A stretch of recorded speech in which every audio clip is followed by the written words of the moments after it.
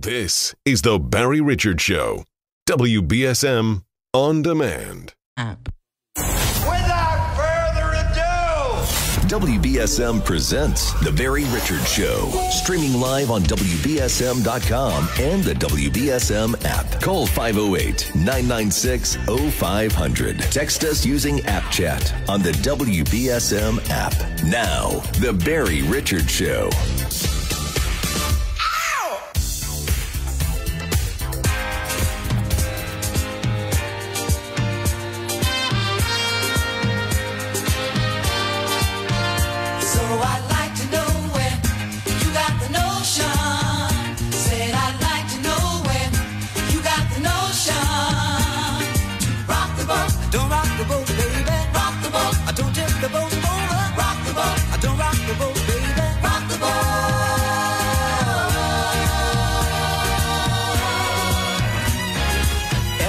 All right, welcome back to the program. It is 7, almost 8 minutes now after the hour of 2 o'clock on a Wednesday afternoon. And so now there's anti-Israel protests taking place at Fordham University. And this is just going to continue. This is going to be the summer. This is what we can anticipate for the summer. So just fasten your seatbelts and get ready. Unless you get bored. Unless they get bored and go away somewhere, I don't know. Walmart has announced that it is launching its largest private food brand in decades to try to lure in more cost-conscious shoppers. Walmart, a new food brand. The brand is called Better Goods, and it will encompass 300 items, including frozen, dairy, snacks, beverages, pasta, soups, coffee, and chocolate. All the items will cost between $2 and $15. Most products will be priced under $5, according to Walmart. Okay, so that's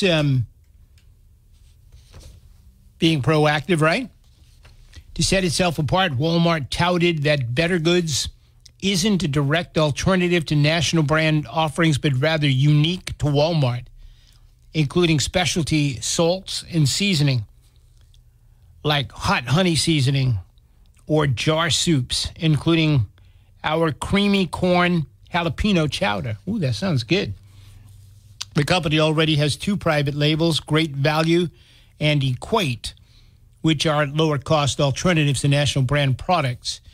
Walmart CEO Doug McMillon told analysts on an earnings call in February that private brand penetration is up in many of the countries where we operate, including the United States.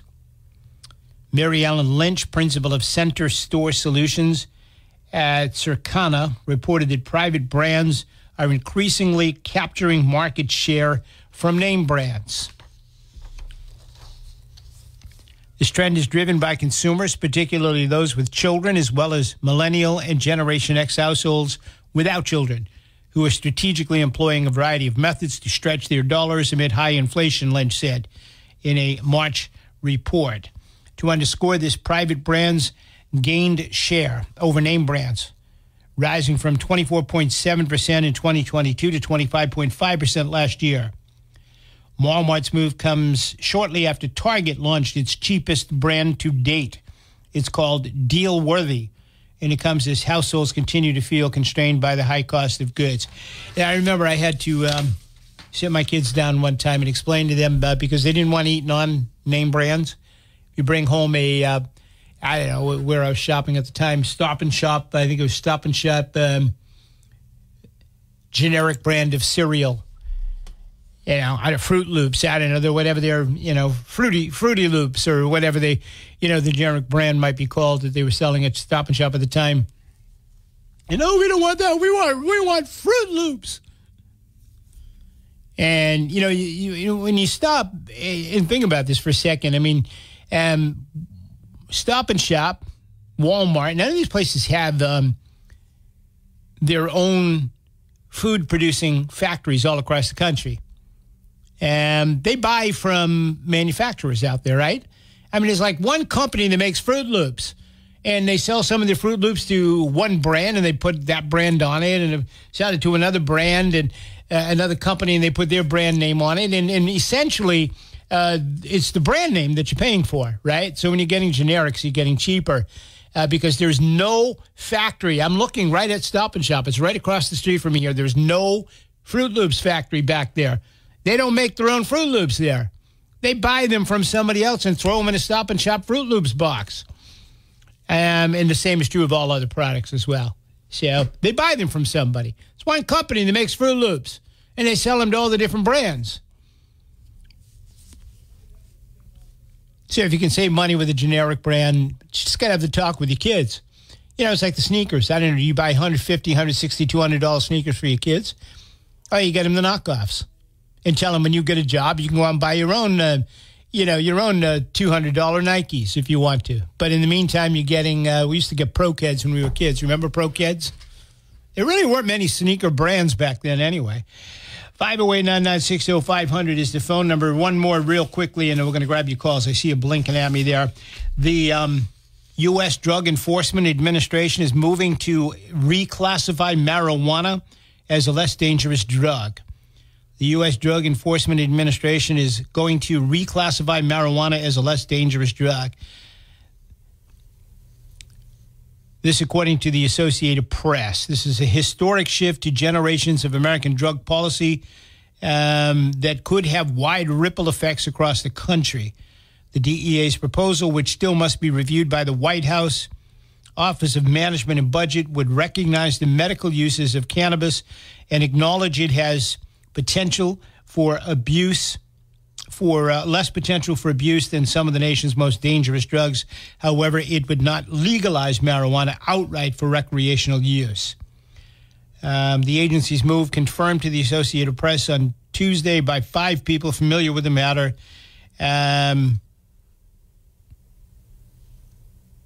Says the move clears the last significant regulatory hurdle before the agency's biggest policy change in more than 50 years can take effect. Wow.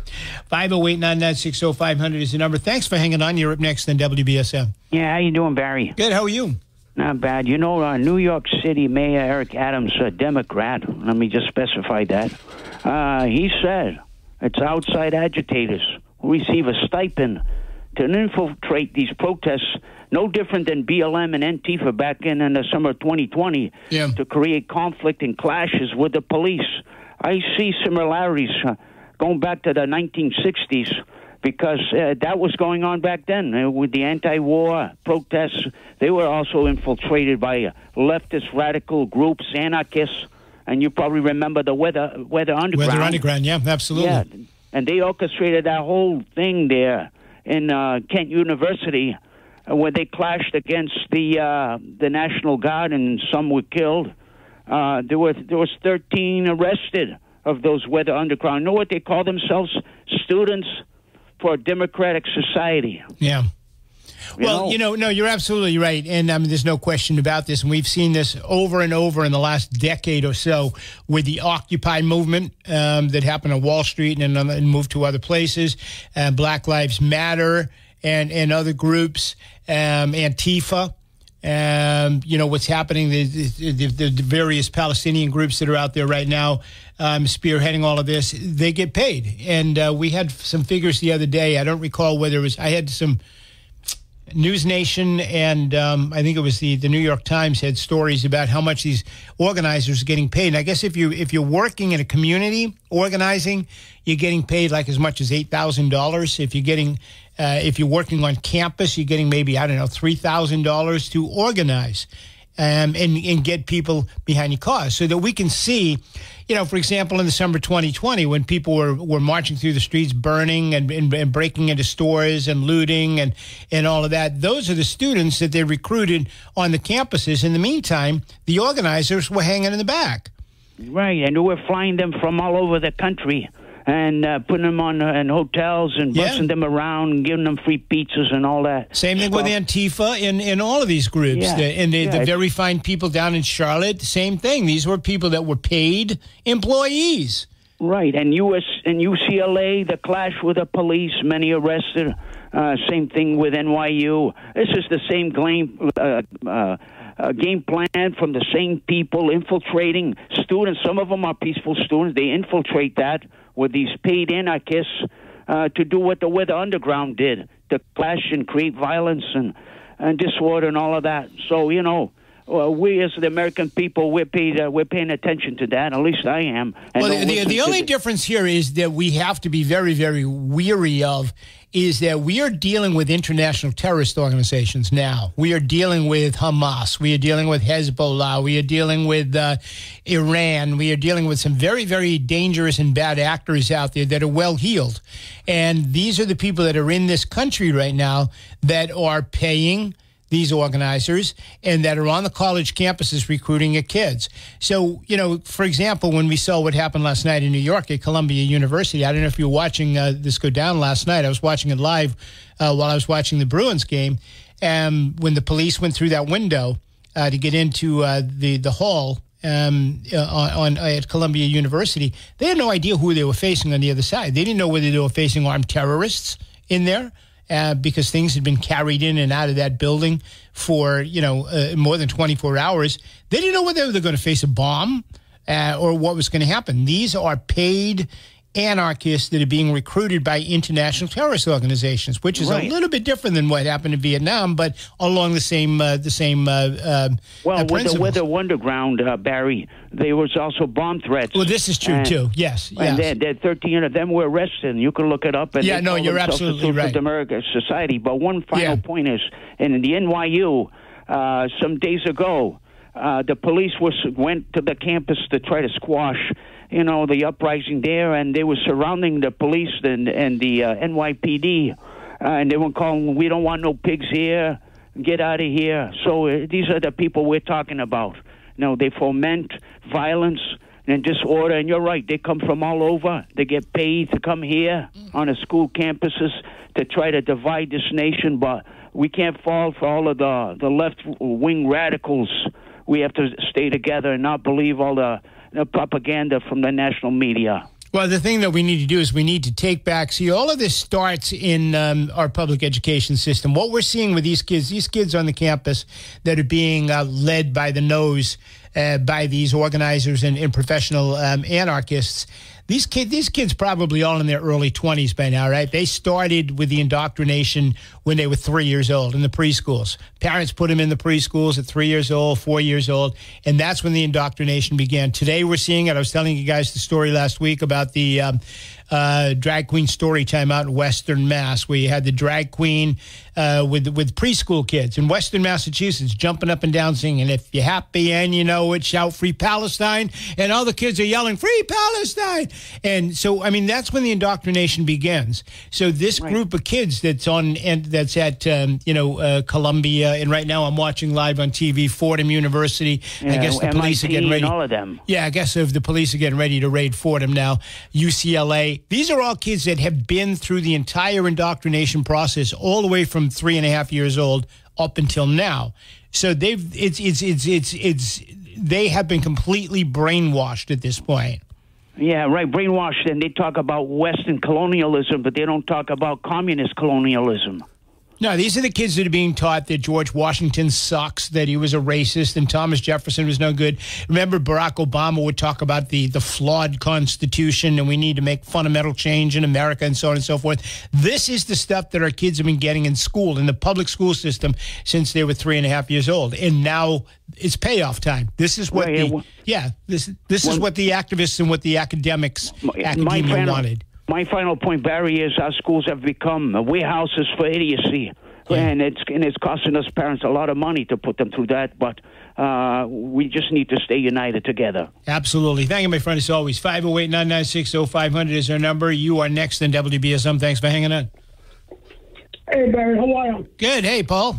Hey, I'm doing well. Listen, this is being done on a global scale, Barry, because this has to do with different countries, right? Yeah. So our country's talking to this country talking to our country. I believe this is a plan B, per se, for the government to keep Donald Trump out of office.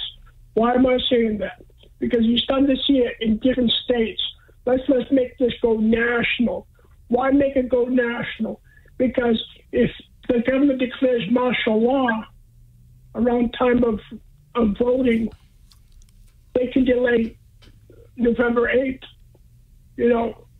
not to go through with it because of martial law. This is where, because they're going to try to put Trump in jail, but they're like, oh, I don't think he's going to jail. He's getting stronger and stronger. He's going to get the White House again. How can we make this not? How can this go away? Well, they're doing it now. They're putting their plan together.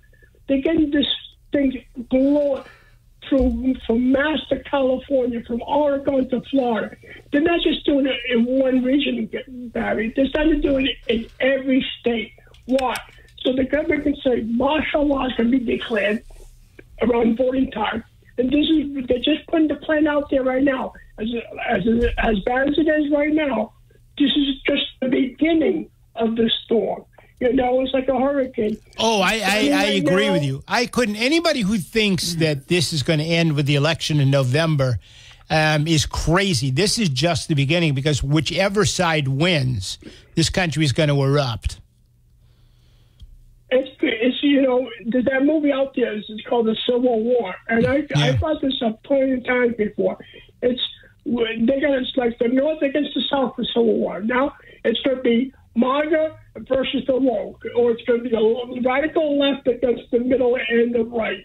That's exactly what's coming right now down the road. It's because of what's happening. And some of these kids, they're in college. They're 21, 22, 20. Yeah. And I'm trying to estimate what the parents' age might be. Middle 40s? You know what I'm saying? So, and I'm thinking about these parents as well. But they're in the middle 40s. They've gone through some of this other stuff that... You're right. Their parents, that's a good point. The kids that we are seeing now that have been through the entire indoctrination system from preschool all the way up through college, their parents went through it as well. Because you're right, they're 40, 45 years old, and they started with the preschool indoctrination, and they've worked their way up. Now, the preschool indoctrination has become more progressive over the last 20 years. It's even worse now.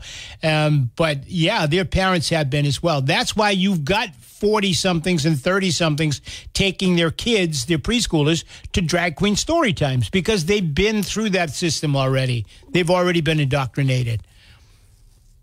Yeah, it's crazy how it's happening. But you're going to start seeing a little bit more stuff like, the Democrats start eating their own now, because when you got a mayor in New York say, hey, we can't do this anymore, it's going to come to a point where people are going to get slapped across the side of their head, or there's going to be a mass situation going on that people are going to realize if they got people flying from other countries, they want to kill America. It's just so crazy of the American government letting people from a foreign country who want to kill Americans, bring them in there and put them in different parts of the country for a specific reason, so they can create chaos in their own country. Yeah, absolutely. And what would be interesting to think about? I wish I could find some statistics on this, and I'm not even sure where to look, but what percentage of these people that are on the college campuses right now are here on foreign visas to study? That'd be interesting to find out. Thank you, Paul. I got to hold you right there, because I got a bunch of folks that want to weigh in, and I want to try to get everybody on this afternoon that we possibly can. By the way, I've been talking for days now about Joe Biden being completely AWOL on this. We haven't seen Joe Biden address the nation, which I think is a shame, and it's just unforgivable. But what kind of message does that send to the rest of the world when this is going on in our country, and the leader of the free world and the president of the United States is AWOL and refuses to come out and address the nation? What kind of message does that send, right? 508-996-0500. Thank you for waiting. And next on WBSM. Yeah, good afternoon, Barry. Hi. Good show as always. Thank you. Barry, I got a quick question for you, because last night I'm watching Fox Primetime. I think it was Jesse Waters. It could have been Sean Hannity. Anyway, make a long story short, they kept doing live feeds going over to Columbia University. Yeah. And showing the NYPD going up the ladders and so on and so forth. So for the hell of it, I said, let me go over to CNN. I want to see how they're covering it. I go over to CNN. I couldn't believe my eyes. On the exact same story, they're covering it. On the bottom of the screen, it says CNN exclusive. And I'm like, how the hell is that an exclusive if they're covering the exact same story? And I think they had a pool camera, too, because, in other words, either station you put it on, they were showing the same shot. I'm surprised they were even covering it. Yeah. Yeah, I kind of felt the same thing, too. I said, well, are they even covering it? I was curious more than anything. I'm no fan of CNN. Yeah. But I'm like, how can they call that an exclusive? They can't. But you know how they can? They can because who's going to challenge them on it, and what are they going to do about it? So they're lying. Essentially, like they always do. Yeah. So, it was funny. Somebody I saw somebody the other day with an exclusive interview with somebody, and I texted him back, and I'm like, how can you tell me it's an exclusive interview when everybody in the media has been talking to this person? They had a new album out or whatever. I don't remember what the deal was, but everybody in the media has done an interview with this guy, so it's not an exclusive interview. Right. I know. But who's going to challenge you on it, and what can they do about it? Yeah, I was just curious about that. I said, how the hell is this an exclusive? Yeah, it's not an exclusive, but again, there's no media police out there, which is a good thing. You wouldn't want that, but that's going to call up CNN and say, "Hey, get that word exclusive off the screen because it's not." Nobody's going to do it, so they can say whatever they want. Thank you for answering it. Thank you for answering that question. Appreciate it. Thank you for asking it. 508-996-0500. Suggesting the media is dishonest? Say it isn't so. You're next on WBSM. Thanks for hanging on. Hey, Barry. Hi. What's going on? So I actually just got an email from a congressman. He's from Southwest Florida. Representative Greg Stube, S-T-U-B-E. And he asked an interesting question. And knee-jerk reaction, I had one, but then I had to sit back and kind of think about it for a minute. It said, should universities establish a clear rule or definition of what anti-Semitism is in order to receive federal funds? So initially I went, yeah, I mean, that makes sense. Obviously, we want them to establish, fight against anti-Semitism. But I think this is more of a slight where he's trying to find an excuse to put a damper on free speech. Now, we all know hate speech is actually still protected under the First Amendment, which anything that these people are doing is considered hate speech. And my concern with what this congressman is pushing for is in order to keep receiving your federal funds. Right, but is he? Hold on, because I get your point. But I mean, is he pushing for this, or it sounds to me as though he's asking your opinion so that he can form? Yeah. Right. Yeah, he is. There's a poll question. Yes, no, unsure, and he gives you, give me your name, whatever.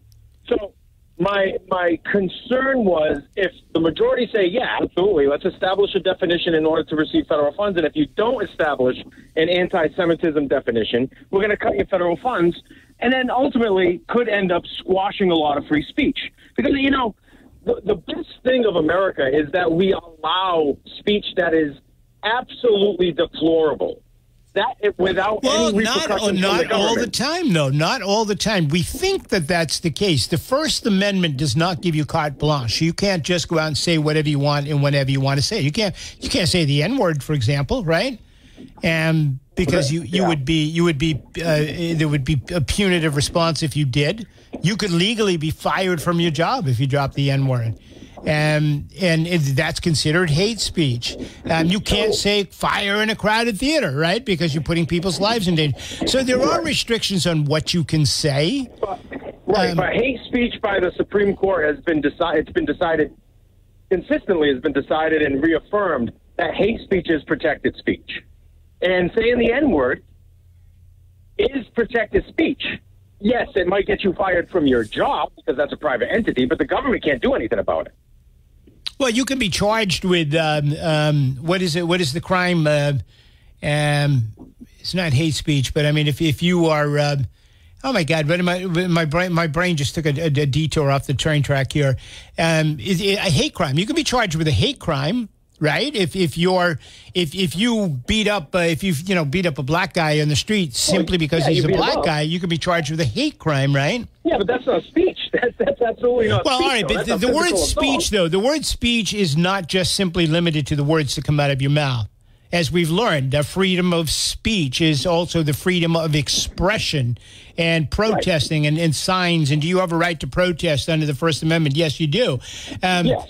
What I think what members of Congress are trying to get to, and it sounds to me as though this guy is looking for, and I haven't read it, I'm just going based on what you've just told me, he's looking for some guidance as to what the public feels is acceptable and not acceptable, which I've got to respect that, because too many times we are being dictated to as opposed to being asked for our opinions in formulating policy. So I do respect that.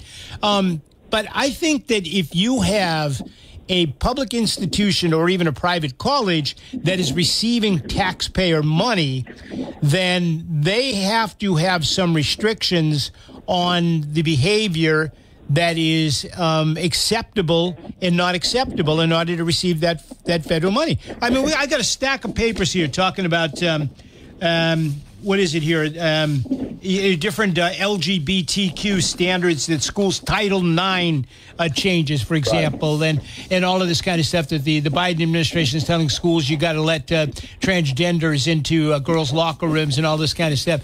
So, I mean, there are certain rules and regulations. If you don't let a man into the girls' locker room, you lose your federal funding. We saw right here in Massachusetts a couple of communities that are losing state funding because they refuse to agree to sign a housing policy. So the government does have some say where taxpayer money is involved as to the type of behavior.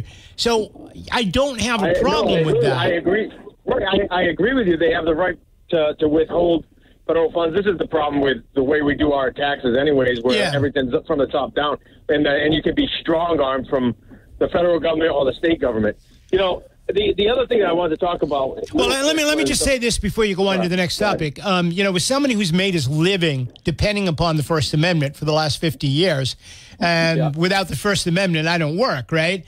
I don't want restrictions on the First Amendment, but if taxpayer money is going to be spent to support something, I think that those organizations that are going to take taxpayer money, whether they be public colleges or private colleges, need to toe the line. And that simply means that your university should not be allowed to promote or condone hate speech, such as the type that we've seen in the last few weeks, where people are marching death to the Jews, kill the Jews, destroy Israel, and so on and so forth. I don't think that should be acceptable behavior for an institution that's going to receive taxpayer money. Do you? Yeah, it's a tough one. And I'll tell you why it's a tough one. Because, again, that, as much as we hate that it's happening, it's still their constitutional right to have it. Right, but they don't have a constitutional right to take your tax money.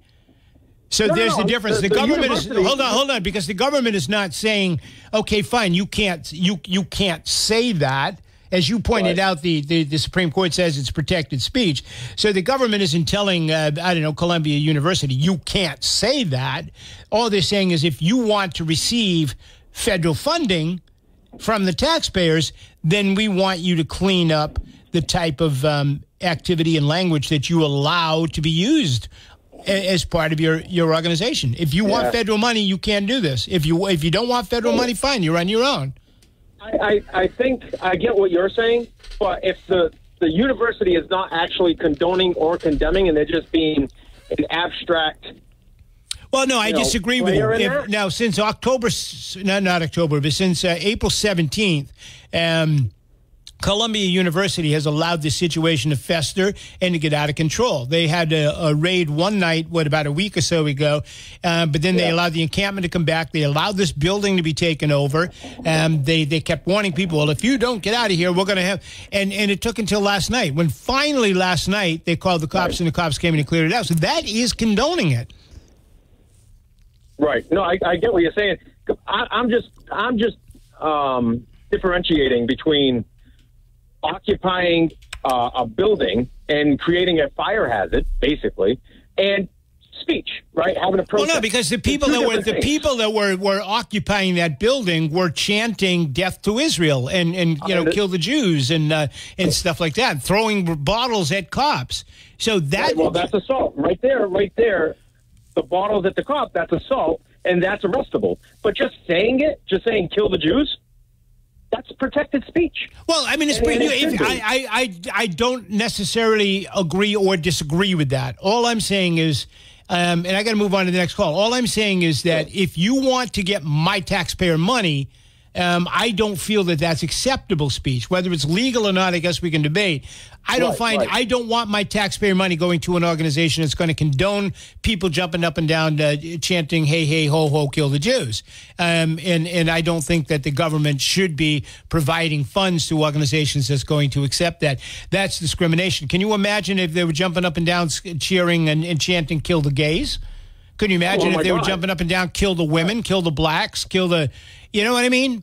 Right. No, I understand. No, I completely understand. Real quick before you cut me off and go to the next caller, Joe Biden, the fact that he wants to allow Gazans in here as refugees shows how desperate he is to please his base. He is playing the base because he knows he's not going to win. He has lost so much support with the youth. He is going to. He will get absolutely annihilated in the poll in the election because he doesn't have this base. So he's just playing. This is the reason why you're. Well, he's trying to shore up that base. Somebody is giving him the advice that he needs to shore up that base. Personally, I think who's ever giving him that advice is giving him the wrong advice because he's lost that group anyway. You know, people may forget that Joe Biden lost that group when he started to wander off the plantation on the green energy deal. So he had already lost that, and he was trying to buy them back with student loan forgiveness. So I mean, those young people were gone anyway. He's not going to get them back, no matter what he does. So he should be trying to shift more to the center. You know, Bill Clinton was a political genius. He was an idiot, and he was horny and a lot of other things, but he was a political genius. He knew that you had to rule from the center. Otherwise, you have all kinds of problems, and that's where Biden is today. Thank you, my friend. I got to hold you. Great conversation, and I do appreciate it. But you're next on WBSM. Thanks for waiting. Hello. I'm wondering, a statement that I heard supposedly one of the students said was, let's finish what either we started or what was started back then during the Vietnam War. And it was about Columbia University. I didn't hear the statement, so I really don't know. No, I did. Yeah. I did. And I'm just wondering, what do you think, your opinion, what do you think that student meant when he said that? I don't know. I couldn't possibly say because I didn't hear it, so I don't know the context that it was made in, or. It was an interview during the yeah, but without having heard it or read it myself, I have no idea what the context was. So I don't. Yeah, I can't possibly say without knowing the context of it, though.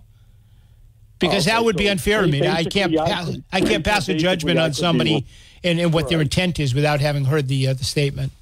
All right, so basically what I just stated could be wrong. Well, I don't know whether it's wrong or not. I trust you. I think you're a pretty smart guy, but I didn't hear it, so I don't know the context in which... All right, thank you. All right, thanks for the call. I appreciate it. I'm not trying to be difficult to get along with. I just didn't hear the statement, so I can't say, well, I think he meant this. I don't know.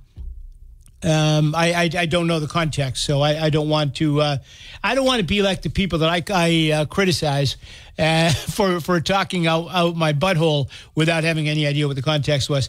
By the way, Trump is holding a rally in Wisconsin right now. He was supposed to hold it at 3:00. It's at 1:39 our time, 2:40. He's a little bit early. So that's good. A day off from court today, so he was out on the campaign trail doing a couple of rallies. 508-996-0500. You're next on WBSM. Good afternoon. What did I do to you? Hold on a second here. I just did something to your call here. There you go. You should be with me. You with me? You're next on WBSM. Good afternoon. Hello, hello? I think you're there. Let me try this. Can you hear me now? Hello, hello? I know you're there. I can see your little light blinking over there. So, yeah, I just heard you in the background. Hello, hello?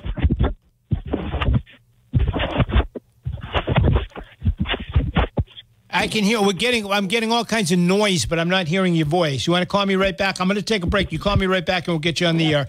I just marked your line, so I know who you are. So, all right, I'm coming right back after this. Stay tuned. You are listening to WB. Yard and...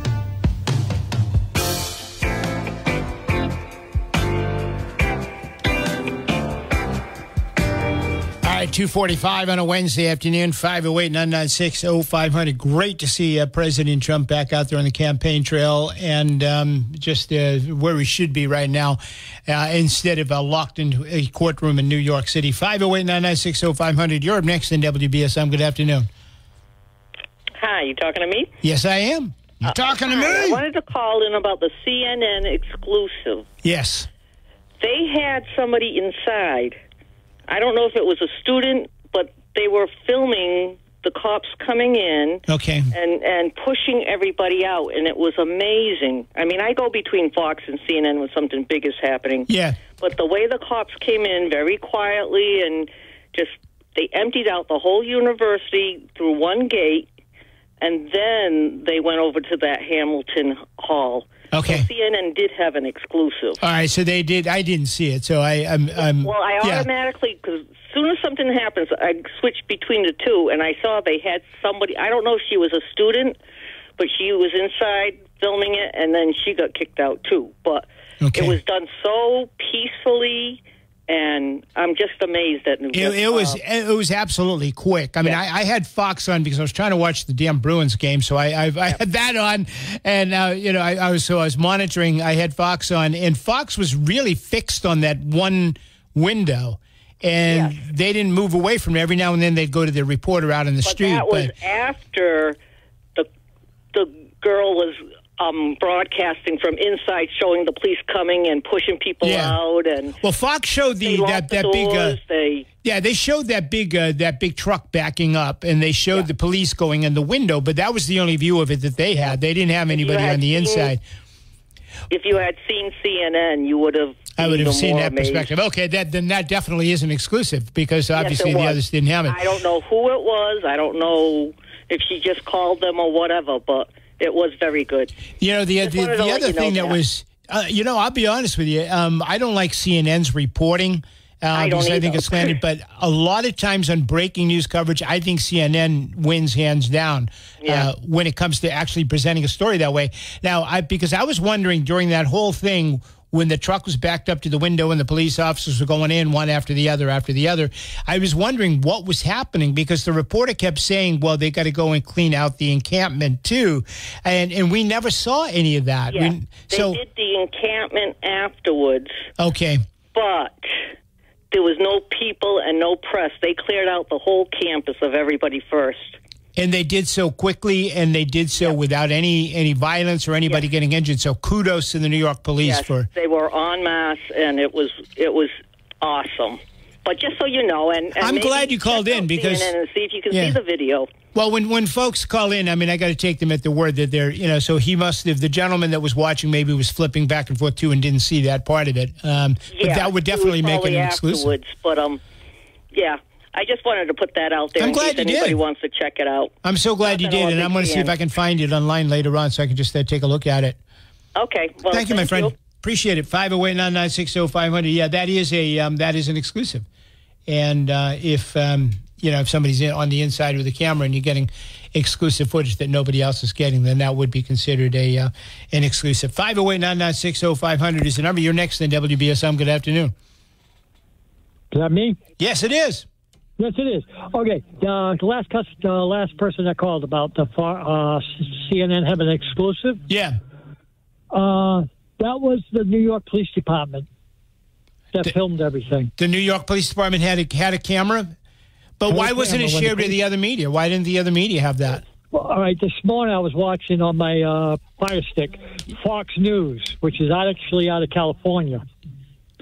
They were reporting on this, and they showed the video of everything. They also had on the commissioner of the police department on set talking. They went in, they planned this all out earlier during the day. Right. With Columbia's administration. And they planned everything out and said, keep it quiet because we're going to come in and we're just going to do this. They used drones to check the area before they went in. So this was all. Oh yeah, no. I mean, obviously, you don't go in without a plan. Yeah, you don't go in without a plan. They knew exactly what they were going to do, and I'm sure they had maps of the inside of the building, and they knew exactly where they were going to go. Yeah, the only thing that they didn't know was what they were going to be up against once they got in there. Correct. But they used the drones to get footage from outside looking into this building. Yeah. And they went in very quietly. They just went in and they cleaned house. But it was from the New York Police Department's footage that was shown. Okay, well, one way or the other, CNN had that last night, apparently, and they were showing it, and they were getting a live feed of it. I can't comment because I didn't see CNN's coverage. I watched Fox until, the problem when you're watching a breaking news story, thank you for the call, my friend, I appreciate it. The problem when you're watching a breaking news story, and I'm sure this happens to you too, is that you get nauseous after a while because they're repeating the same stuff and you're seeing the same video over and over and over and over. Nobody's adding anything new, and you got a whole lot of folks that are speculating on what may or may not have happened, or if I was in charge, this is what I would do, or this is what they're probably doing. And after a while, enough Sean Hannity. I can't deal with Sean Hannity for very long, and he was on for quite a while last night.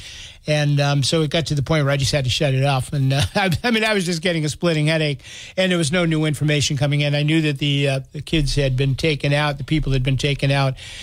So I never saw any of that footage that the woman was describing there from the inside. So I didn't know that had happened. But I don't know whether it sounds as though it might have been a pool camera that the police had. I'm sure the police videotaped every second of being in there, but why would CNN have access to it live? More than likely, there was a quote-unquote student or somebody on the inside that was videotaping this as well and feeding it to CNN so that CNN could get it. All right. If you are a New England homeowner, got a question for you. Would you like to get 3 cash offers on your home at your ideal price? Well, who wouldn't, right? If you are considering selling, this is for you. So listen up. Nathan Clark of Your Home Sold Guaranteed Realty guarantees you multiple cash offers at your price, or Nathan Clark is going to pay you the difference. This is the easiest, best way to sell your home. There is no need to list it for sale, no need for 3-hour open houses, no showings. You sell it as it is, and you can move when you want to move. I have met Nathan Clark personally. The guy's a great guy. He shows me how this stuff works, and it blew me away. Get 3 cash offers. They've got a database of people that are looking to spend, within a range of money, and what they're looking to buy, where they're looking to buy, and boom, goes right up there, and there they are, the cash offers. Bob and Linda heard the ad on the radio. They wanted to move to Florida, and they had to sell their house up here first. So they went to NathanClarkTeam.com, entered their information, and received 3 cash offers in seconds. Bob and Linda are now in Florida. For the number one best way to sell your home, call or text Nathan Clark, Your Home Sold Guaranteed Realty, at 401-232-7661. That's 401-232-7661. It is Nathan Clark, Your Home Sold Guaranteed Realty. And I've got to take a break right now. We're going to come back, get a couple more things to add before we wrap it up for the day. Stay with us. You are listening to WB.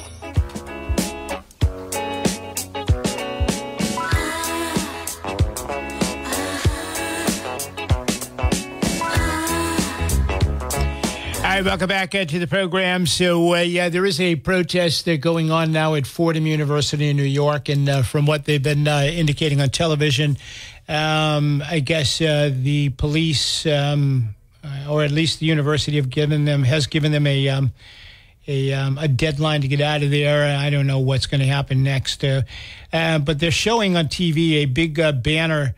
It says "Students for Intifada." Now, you know what Intifada means, right? Intifada is a holy war that essentially would destroy Israel and the Jewish people, the Israeli people. And this is what is being hung, giant banner, "Student for Intifada."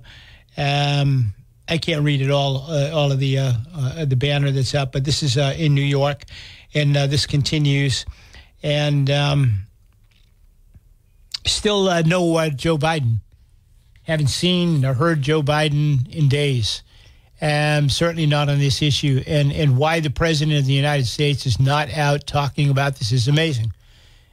Trump is out there right now. He's campaigning. He's out on the campaign trail in Wisconsin. He's talking all about it. I don't know what happened to RFK's big announcement. There was supposed to be a big announcement from RFK today. It was being reported on Fox. It was being reported on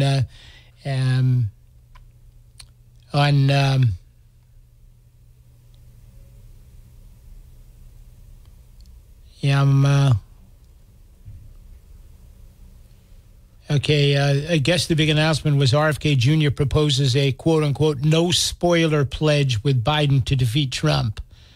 Proposed to take a no spoiler pledge with President Joe Biden at a campaign event in New York on Wednesday as he feuds with former President Donald Trump. The pledge, as he lays out, would have Kennedy and Biden co-fund a 50-state poll of more than 30,000 people in mid-October that would pit each of them against Trump in a two-man race, and agreeing that whoever performs weakest against them will drop out of the presidential race.